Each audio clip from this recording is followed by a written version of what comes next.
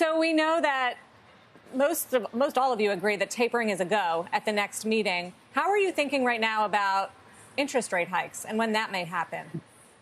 Well, I think, if you look at what's happening in the economy, there are those things going on the supply side and the demand side. I don't think that interest rate, hikes are coming anytime soon, because I don't think we'll have reached our goals, which are maximum employment and, inflation at and above 2% for some time. So I think we're going to basically think about the decision, coming up, which is about the asset purchases. Right. And then as those wind down, we'll have time to assess where the economy is, what's happening with inflation, what's happening with employment, so that we can see the progress towards our goals. So that's a longer term. That's not a current, decision that has to be made. We're going to look at that as we go forward. And you saw that in the last set of economic projections that the FOMC participants put out.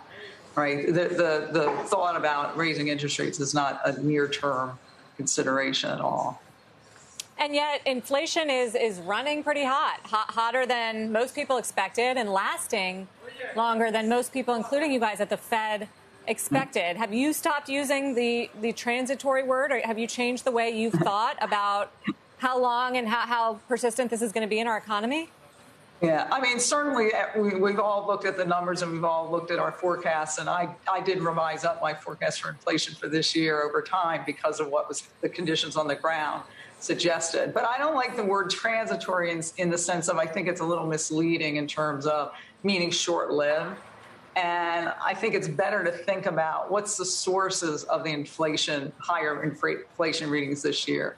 And a lot of those increases can be tied directly to the effects of COVID, whether it's pent-up demand, which, of course, raised prices for some goods as we came out of the shutdown, or whether it's these supply considerations that are very, very across various sectors, worse in manufacturing, construction. But, I mean, every firm we talk to in our district is talking about supply considerations. We had an advisory council meeting this morning with community depository institutions, and some of them said for sure they're hearing that from all their customers. But what they're also hearing is that the customers are learning how to kind of continue to do business even though there are these shortages. So I expect those to last longer. All of our contacts are just saying those shortages and those bottlenecks are going to last longer than we originally expected. But I still think that as those wear off and as firms can navigate that, we'll see inflation readings come back down. So, they're going to be elevated at the second half of this year, but I think they'll come back down next year. And that's important because if we don't see that happening, then we have to reassess, well, if we're attributing most of it to supply.